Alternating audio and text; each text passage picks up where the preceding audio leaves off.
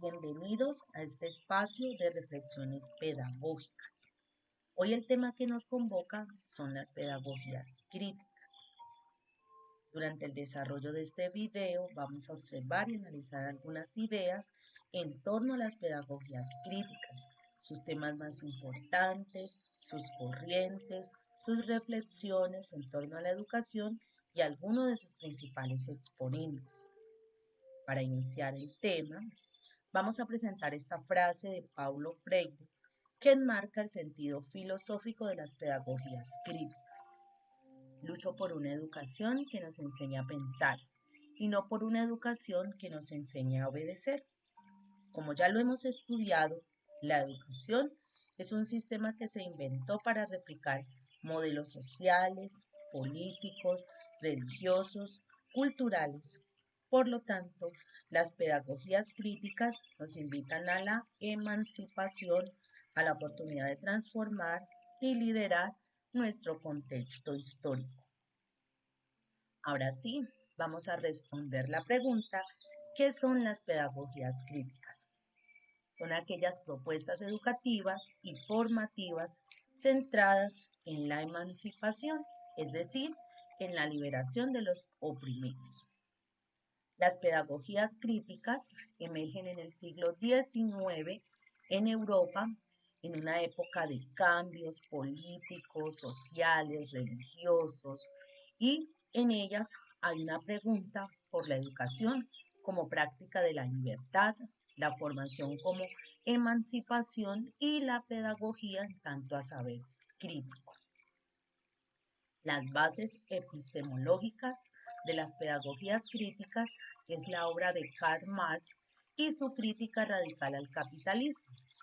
La intención entonces de estas pedagogías es la transformadora de llevar la emancipación a todas las esferas y realidades humanas. La teoría crítica tiene como proyecto humanizador un principio y es transformar el mundo y emancipar al ser humano. Este debe transformarse y emanciparse. Esto lo explica muy bien Freire a través de esta frase en torno a las pedagogías críticas cuando nos dice que la educación no cambia el mundo, cambia a las personas que van a cambiar el mundo. El interés central de las pedagogías críticas es la emancipación.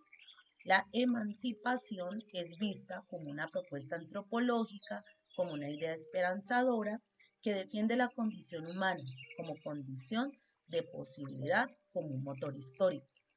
Marx decía que la emancipación era capaz de derretir los estuches férreos de la realidad existente. El ser humano es un constructor permanente de su propia existencia. Entre el siglo XVIII y XIX, el concepto de emancipación ubica al ser humano como un ser que está allí para hacerse constantemente. La emancipación implica una idea de transformación social como revolución en marcha, como proyecto continuo, que detona en cada sujeto relación y contexto, además la búsqueda de la superación constante a toda realidad opresora. Para hacer un estudio más organizado y detallado, vamos a analizar las pedagogías críticas desde diferentes contextos y épocas.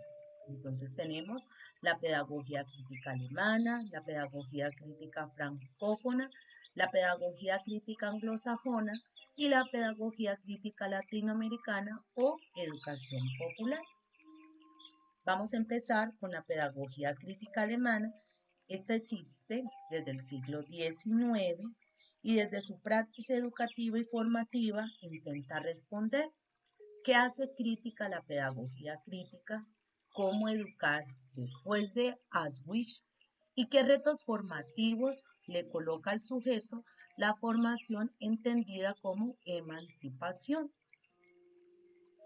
Sus principales representantes son Adoro, Mollenhauer y Karski.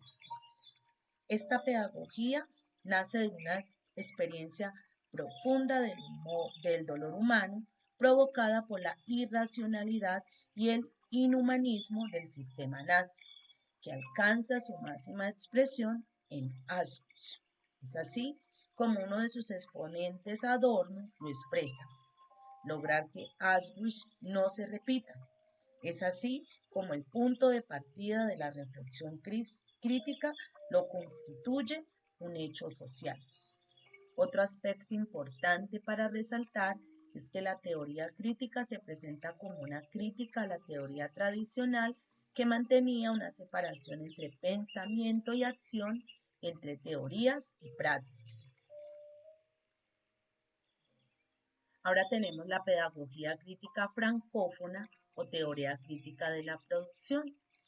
Esta surge para la década del 60 en Francia, en el marco de revoluciones como la de Mayo del 68, que se destacó por una cadena de protestas estudiantiles, principalmente universitarias y posteriormente sindicales. Ellas ubican a la educación como la posibilidad de resistencia y sublevación. Defienden los procesos de subjetivación del ser humano, sus maneras múltiples de configuración. Algunos de sus representantes son Bourdieu, Passeron, Althusser y Foucault. Ellos colocan el centro de la crítica, que es el develamiento de las formas de dominación del sujeto y las sociedades expresadas en la supuesta naturalización de ciertos procesos educativos. Tenemos ahora la pedagogía crítica anglosajona o teorías críticas y postcríticas del currículo. Estas pedagogías surgen a principios del siglo XX en Estados Unidos. El énfasis es puesto en la capacidad de los sujetos individuales de generar alternativas desde sus vidas cotidianas. La crítica se centra en la escuela para revisar sus concreciones institucionales e impactos subjetivantes. Asumen como centro de su propuesta la pregunta por la identidad y sus maneras múltiples de constituirse, tensionando la unidimensionalidad de la construcción de identidades consumistas. Algunos de sus representantes son Giroux, McLaren y Apple. Ellos defienden que la resistencia solo se hace posible si en su accionar se tiene una claridad emancipadora. Y por último tenemos la pedagogía crítica latinoamericana o educación popular. Esta, según Freire, surge en el contexto de las sociedades cerradas, autoritarias y antidemocráticas que se objetivan históricamente en los regímenes militares de la época. Se presentan en diferentes rostros: obrero, indígena, afrodescendiente, campesino, entre otros.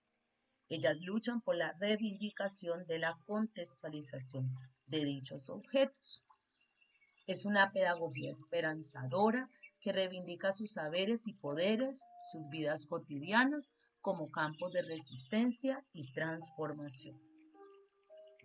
Los temas de esta pedagogía están enmarcadas en ver al sujeto como un ser que pertenece a una comunidad, y sus temas, por lo tanto, son la solidaridad, la comprensión social comunitaria, la fraternidad y la cooperación. Algunos de sus representantes son Mariátegui, Manuel Quintín Lame y Enrique Dussel. Ellos nos hablan de una educación popular en la lógica del reconocimiento de los legados indígenas en América Latina. También tenemos a Zaida Sierra en Colombia y Catherine Walsh en Ecuador, que nos hablan de una educación popular en conexión con la reivindicación de la diáspora africana. Y por último, tenemos al más grande pedagogo latinoamericano, Paulo Freire. Él nos habla de una educación popular centrada en el tema antropológico de la reivindicación del ser humano como ser con vocación histórica de ser más, que puede ser leído en clave de emancipación o en concienciación. Él nos dice también que la educación popular centra su interés en la liberación, atendiendo al grito de los oprimidos, poniendo su saber al servicio de las luchas sociales en contra de toda opresión. Para finalizar y cerrar ya este tema de las pedagogías críticas, como una conclusión final tenemos que las pedagogías críticas, para ellas, solo sería posible entender la educación y la formación como conquistas que el ser humano realiza en torno a sus circunstancias. De allí que la educación implique transformación y la transformación cambio.